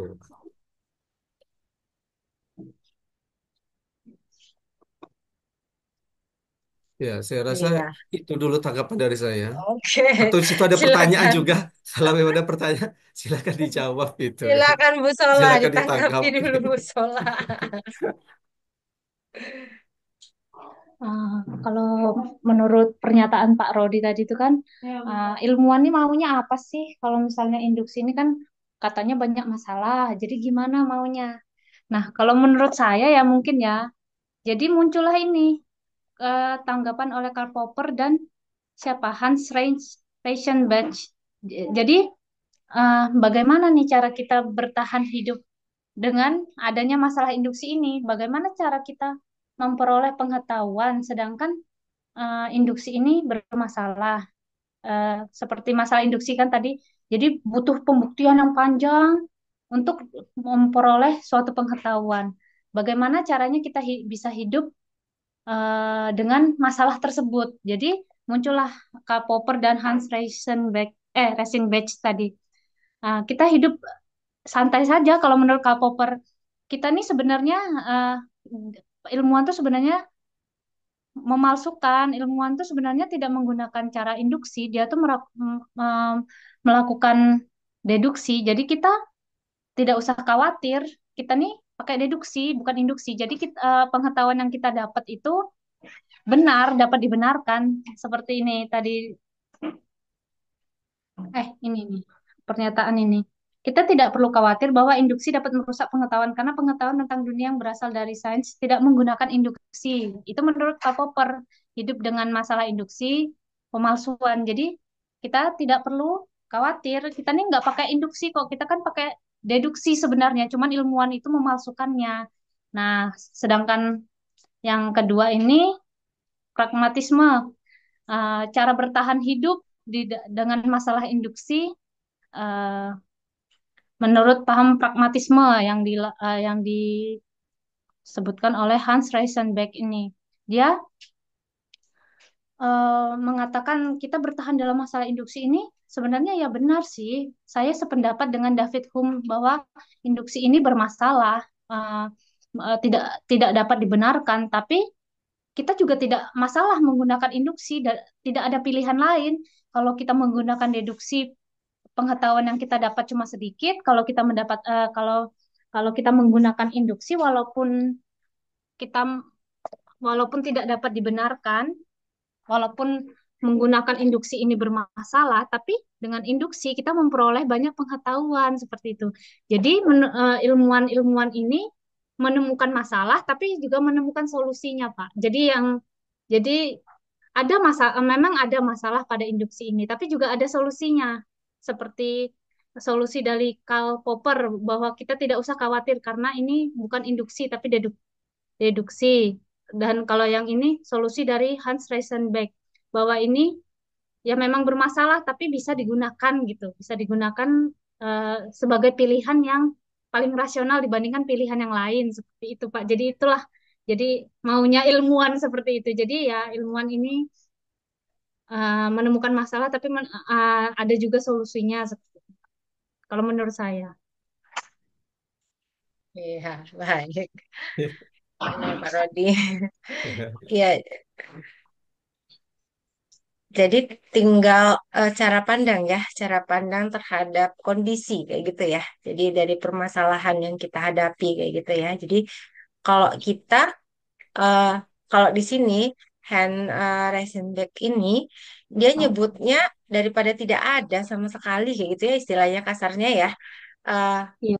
eh, Kalau tidak sama sekali tuh ya kita banyak ruginya kayak gitu. Setidaknya kalau dengan menggunakan apa induksi ini kita punya kesempatan untuk memperoleh pengetahuan baru kayak gitu ya, memperoleh fakta-fakta, memperoleh bukti-bukti yang bisa meyakinkan kita terhadap pengetahuan yang akan kita lahirkan kayak gitu ya.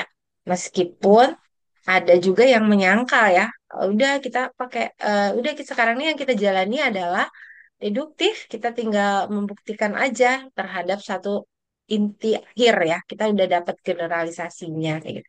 Itu cara pandangnya. eh, kita membaliknya ke kondisi lagi ya, ke kondisi yang mana yang bisa kita lakukan kayak gitu ya. Sebenarnya kan dari awal kita belajar filsafat ini pasti selalu ada yang menentang kayak gitu ya. Kemudian pasti ada juga nanti paham-paham yang mendukung kayak gitu ya terhadap suatu keberhasilan-keberhasilan itu. Jadi di sini em, setiap masalah kayak gitu ya, dia akan memberikan satu solusi walaupun itu nanti hanya pragmatis kan larinya lagi hanya bentuk pragmatis aja bisa jadi itu hanya untuk solusi terhadap diri sendiri saja kayak gitu ya. Jadi larinya bisa ke pragmatis lagi kayak gitu. Jadi dia akan memberikan suatu em, penyelesaian lah ya, akan memberikan satu penyelesaian terhadap permasalahan yang ada. Gimana Pak Robi? Eh, ada yang tersangkal sedikit kan. Iya. Tadi kan katanya ilmuwan itu menggunakan cara induksi gitu ya. Hmm. Tapi menurut si Karl Popper kan oh, itu bukan induksi, itu deduksi. Berarti kan ilmuwan juga kayaknya bingung mereka ini menggunakan cara induksi atau deduksi. Nah, jadi kan kabur jadinya kan. Ini induksi apa? Ilmuwan dia menggunakan induksi. Tetapi disangkanya oh itu bukan induksi, itu deduksi katanya kan. Berarti kan kontra gitu.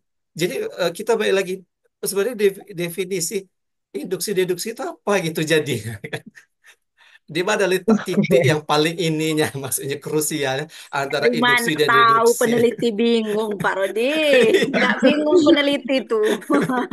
Malah asik mereka. Nah, kita ya jadi bingung gitu kan. Kita yang dengarnya yang bingung. Oke. Gimana itu? Gimana Bu Sola? Ada nggak kata kuncinya Bu Sola di sini? Kata kunci dari pernyataan Pak Rodi kalau misalnya Mhm. ilmuwan ini sebenarnya juga bingung gitu ya. Gimana tadi? Ilmuwan itu bingung. Jadi induksi itu sebenarnya apa gitu kan? Nah, itu kan ini kan kalau menurut Karl Popper ini kan itu tuh bukan induksi tapi deduksi gitu kan. Itu kan menurut pandangan Karl Popper, Pak. Jadi menurut saya itu kan menurut pandangan Karl Popper sendiri, maksudnya menurut pandangan Karl Popper kita nih hidup dengan masalah pemalsuan. Nah, padahal itu sebenarnya deduksi bukan induksi. Nah, itu kan menurut pandangan Karl Popper. Makanya pandangan Karl Popper ini menimbulkan masalah-masalah, ada masalah satu dan masalah dua. Jadi pendapat Karl Popper ini ada yang menentang jadi Pak. Jadi itu tuh sebenarnya induktif, tapi kamu aja yang menganggapnya deduktif seperti itu Pak. Jadi itu sebenarnya kita ini tetap menggunakan induksi, tapi terlihat seperti menggunakan nih seperti masalah pertama bahwa merusak banyak pengetahuan ilmiah. Kita tidak akan pernah bisa mengetahui generalisasi yang tidak dapat dipalsukan. Kita tuh sebenarnya yang terlihat deduksi itu kita tuh menemukan hal-hal yang deduksi itu kan menurut Kak Popper tadi kan eh, ilmuwan itu melakukan penelitian itu terlihat seperti induksi padahal deduksi. Yaitu Hmm. ilmuwan itu sudah ada secara umum, kesimpulan umum baru cari contoh-contoh yang menentang itu kan terlihat seperti deduksi. Nah, bagaimana nih contohnya? Muncullah masalah satu. Bagaimana kalau kita tidak menemukan contoh yang bertentangan? Bagaimana kalau kita tidak menemukan contoh yang menentang itu? Berarti kita harus membuktikan lagi dong induksi apa? Membuktikan lagi dong kesimpulan yang umum. Jadi kita menggunakan induksi lagi dong, bukan deduksi. Jadi itu pernyataan Karl Popper yang pemalsuan itu sebenarnya juga banyak yang menentang gitu Pak maksudnya. Jadi sebenarnya kita nih menggunakan induksi sebenarnya. Tapi menurut Karl Popper itu adalah deduksi seperti itu. Jadi maksudnya Pak Rodi kan berarti ini kita nih nggak pakai berarti palsu nih kita yang gunakan. Sebenarnya tidak Pak. Itu menurut pandangan Karl Popper saja seperti itu Pak. Kalau menurut saya ya, Gitu. kalau pendapat saya. Iya. Iya. Jadi sebenarnya kenapa muncul deduksi dan induktif itu ya, sebenarnya intinya tuh kan kita nggak bisa percaya begitu saja kayak gitu ya terhadap sesuatu. Maka proses deduktif ini, proses induktif ini sebenarnya dibutuhkan kayak gitu ya. Seperti tadi kan ada kalimatnya, sebenarnya deduktif itu juga diperoleh kayak gitu ya dengan menggunakan proses induktif kayak gitu. Ada terselip proses induktif di sana kayak gitu ya.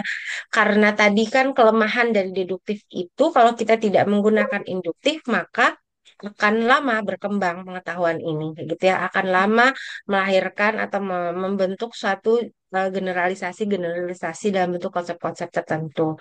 Maka em, kadangkala ada yang bisa langsung menemukan sesuatu secara umum sehingga dia perlu melakukan pembuktian-pembuktian khususnya kayak gitu ya.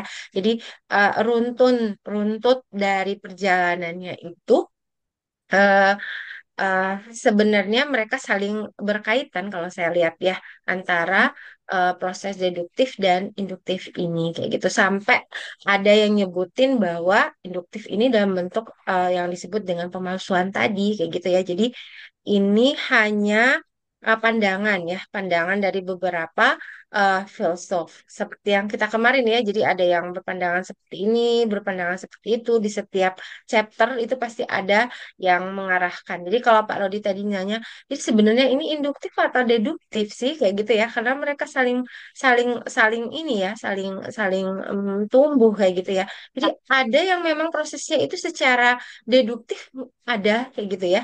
Jadi ada yang memang secara deduktif benar-benar murni deduktif kayak gitu sehingga diperlukanlah pembuktian-pembuktian secara induktif. Tetapi lebih banyak konsep-konsep itu khususnya di kita ya di matematika itu paling banyak itu ditemui dengan menggunakan cara induktif kayak gitu ya dalam prosesnya. Itu gambarannya ya supaya tidak terlalu jauh mungkin ya kita membahas tentang induktif dan deduktif ini.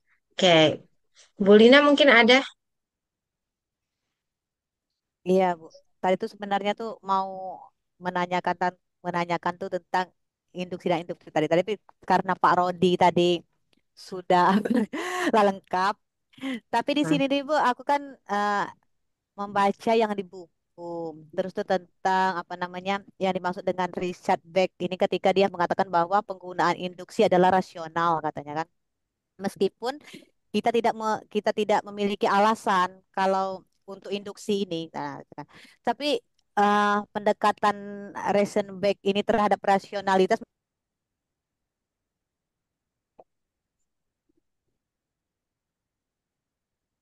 soal tentang taruhan Pascal apa aku yang nggak fokus apa gimana sih maksudnya? Terus Bu, tolong terputus oh terputus di jaringan saya kata-kata su- saya. suaranya iya, terputus. ada yang terputus tadi Bu Lina. Oh Tersendat-sendat Di iya. Bu Lin. bagian pertanyaannya kayaknya yang terputus itu. Iya, ini jelas kan apa namanya kan di sini kan ada peneliti yang Reisenbeck tadi ketika dia mengatakan bahwa penggunaan induksi adalah rasional katanya kan. Terus tuh Nah, meskipun demikian kita kita tidak memiliki alasan sebenarnya alasan untuk induksi kayak gitu kan. Terus bagaimana pendekatan Reisenbeck terhadap rasionalitas penggunaan induksi ini mirip katanya mirip dengan taruhan Pascal kayak gitu nah. Taruhan Pascal itu yang kayak gimana itu tuh Bu? Ini apa namanya dan apa perbedaannya kayak gitu? Kalau kalau aku baca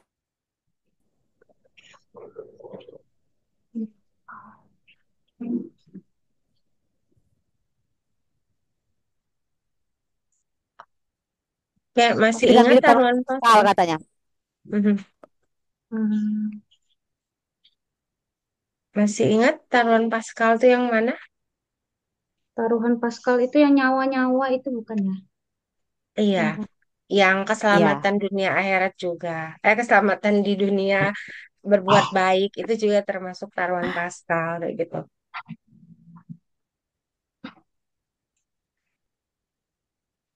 Nah, rasional reason ini terhadap rasionalitas katanya kan. Terus apa namanya kan lah induksi ini. Terus pertanyaan lagi, apakah metode induksi ini nih sudah apa namanya kan sudah termasuk yang paling apa sih, yang paling yang sekarang yang paling benar kayak gitu nah apa nggak ada lagi untuk yang apa namanya kayak deduksi tadi itu kan berarti katanya pemalsuan terus apa ke ke induksi ya apakah induksi ini juga apa namanya nanti akan ada lagi yang induksi-induksi lain kayak gitu. Gimana Bu Solah? yang taruhan Pascal tadi ya, yang maksudnya rasionalitas taruhan Pascal. Induksi seharusnya mengingatkan kita pada taruhan Pascal bahwa taruhan ini adalah apa yang kita peroleh yaitu kehidupan yang tak terbatas dan percaya tujuan yang terbatas.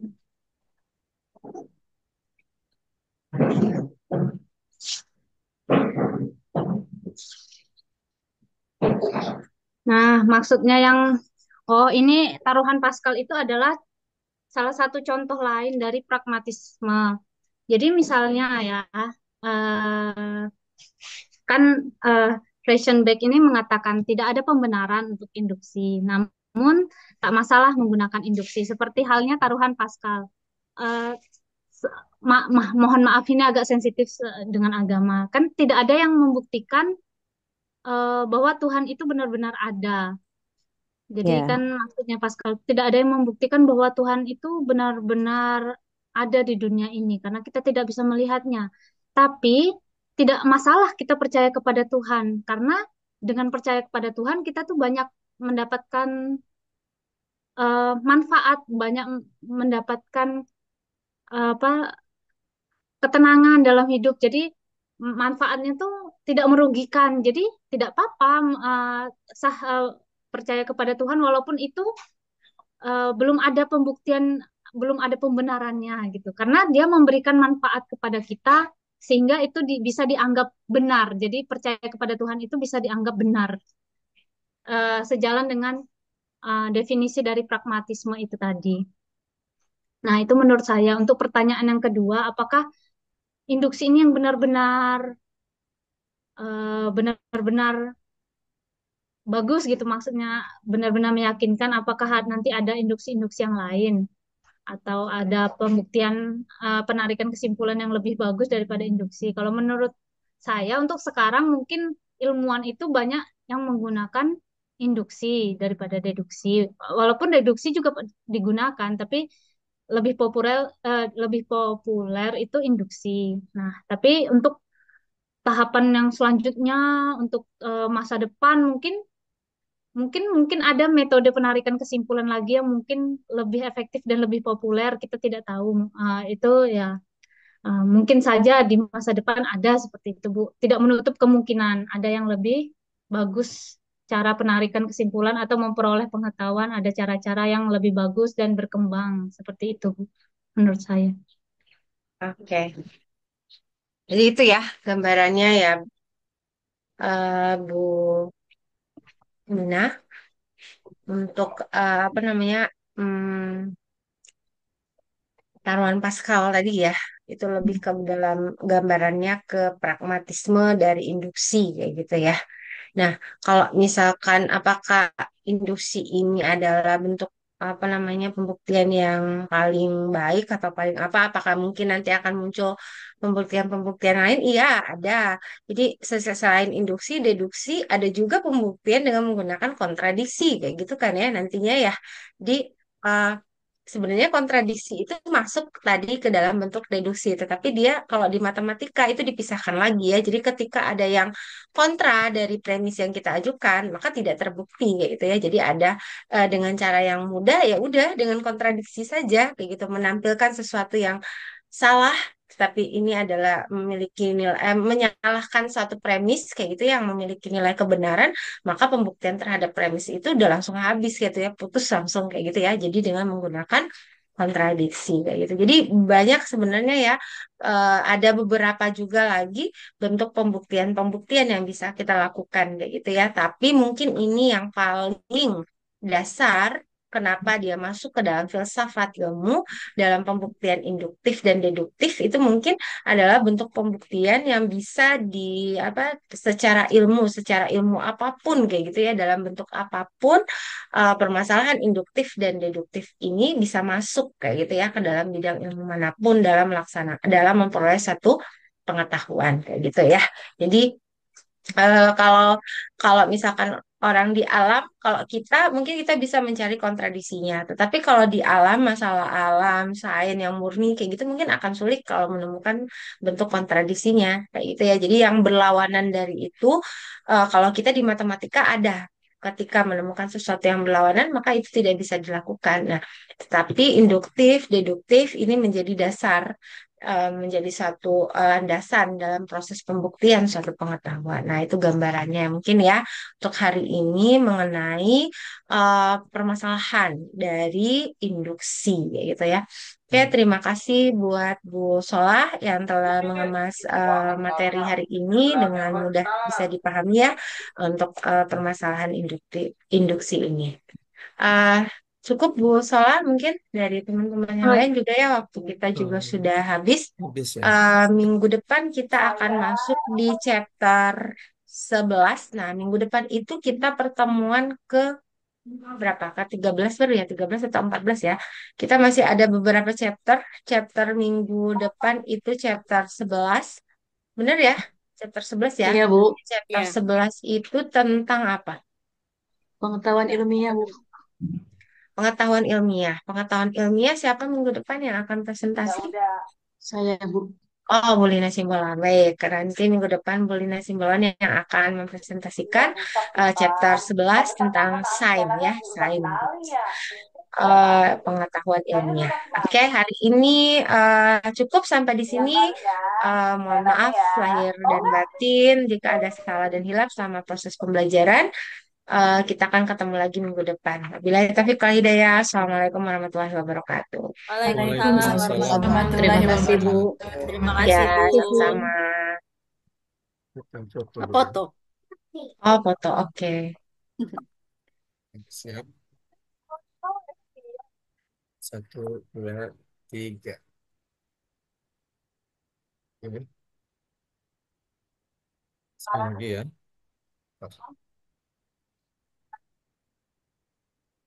Oke, bebas. 1, 2, 3.